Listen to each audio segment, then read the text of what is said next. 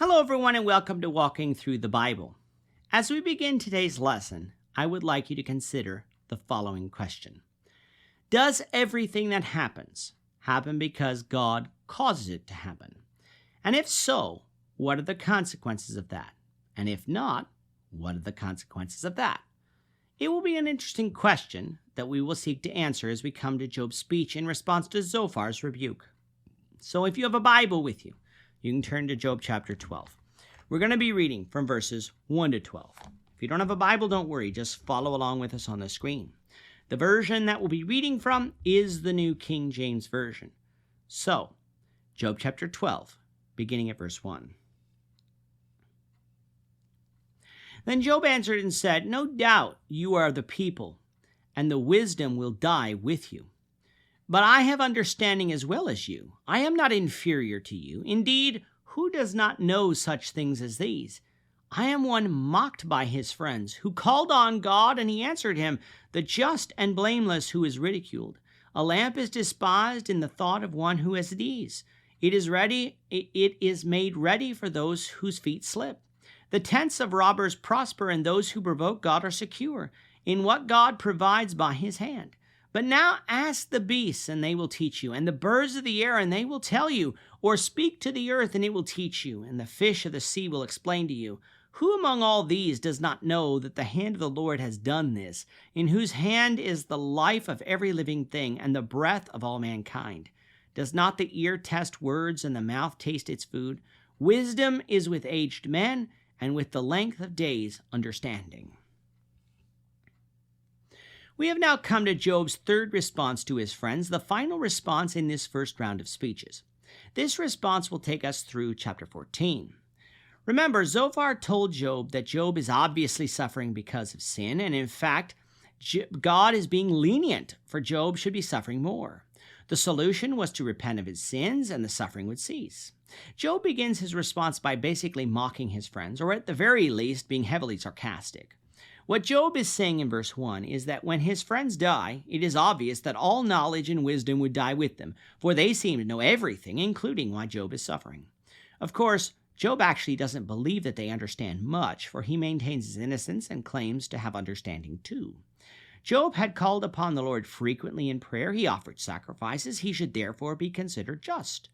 And yet he is mocked by those at ease. He is thought of as a lamp that once blazed bright and is now going out and despised, and it appears that he has slipped and fell.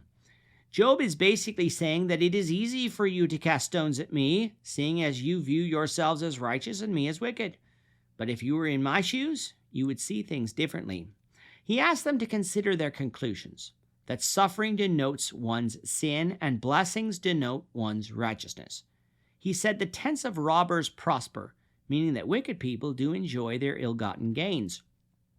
Those who provoke God, they're secure, meaning that they don't always suffer, but can live in peace with the things that God provides for them.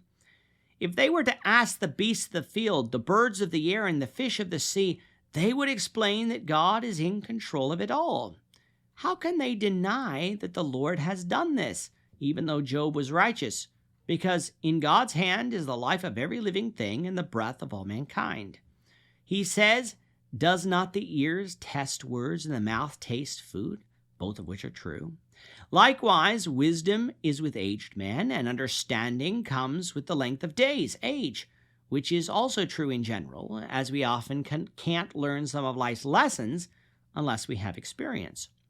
To Job, he viewed everything that happens is in this world as a direct result from God, and that therefore suffering does not denote anything other than the hand of God working in this world. You could be righteous and suffer because God said so. You could be wicked and suffer because God said so. On the flip side, you could be wicked and be blessed by God because God said so. But you could also be righteous and be blessed by God because God said so. Everything is in God's hands, and therefore everything that happens is because God said so. In speaking this way, Job almost takes the Calvinistic view about the sovereignty of God, but isn't taking it as far as they do concerning sin and salvation in this chapter. The question is this true? Now in this, the question is not, does God have the ability to make this true? For the answer to that is yes. God can control everything in this universe to which bird lives and dies, which person gets a job and which one doesn't. He is all-powerful and all-knowing and can act in his creation as he sees fit. But do the scriptures teach that that is how God acts? And the answer to that is no. If God chooses to control every choice we make or directly control everything that happens in this earth, then God is also the cause of temptation and determines which sins we commit and which ones we don't. And yet, even though we haven't studied this book yet, I would like us to see what the book of James has to say about that. In James chapter 1, in verses 13 to 15, we read, "Let no one say when he is tempted, I am tempted by God. For God cannot be tempted by evil, nor does he himself tempt anyone. But each one is tempted when he is drawn away by his own lust, by his own desires, and is enticed. Then when desire is conceived, it gives birth to sin, and when sin, when it is full grown, brings forth death." There are consequences to that passage, the biggest one being that God chooses not to control everything in this earth, for he is not the tempter of man. He allows man to be tempted, yes, but he is not the cause of it. He doesn't directly control how Satan tempts man, though he does restrain his power by not allowing Satan to overpower us. All of this means is that God is not the reason we sin or not. We are the reason and can thus be held responsible.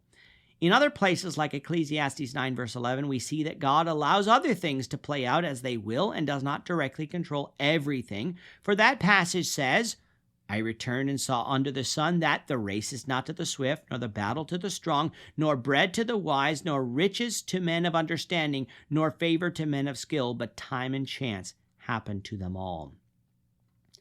Does God act within this world? Yes, but he doesn't override man's free will to do so. He didn't make Judas betray Jesus, even though he used Judas's betrayal to accomplish his purpose. He didn't make Pilate a coward, even though he used Pilate's cowardice to accomplish his purpose. Man has always had a struggle understanding the all-knowing nature of God. And while I certainly don't claim to completely understand, what I am fairly certain the scriptures teach is that man has free will, that free will is real and not imagined, and that man having free will means that God chooses not to control everything that happens on this earth while still possessing all knowledge, because as our Creator, he knows us better than we know ourselves. Free will thus doesn't make God less God. It makes God more God. For which is more powerful, knowing how things will happen because you directly caused everything to happen, or knowing how things will happen in spite of man having the free will choice and in spite of not causing all events?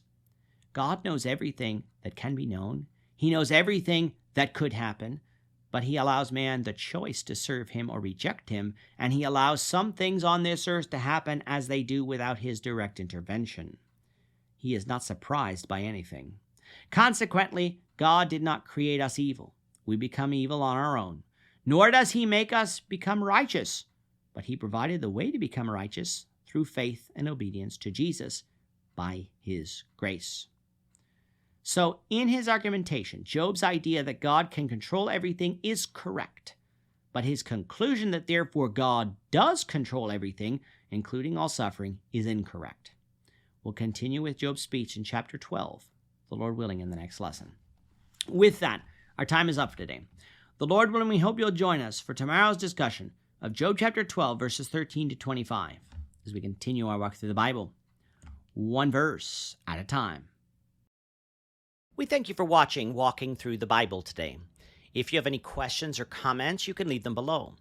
But if you like this video, we ask that you consider subscribing to our channel so you won't miss out on other videos in our series, as well as share this video among your friends so that the saving message of Jesus Christ can go out to the whole world.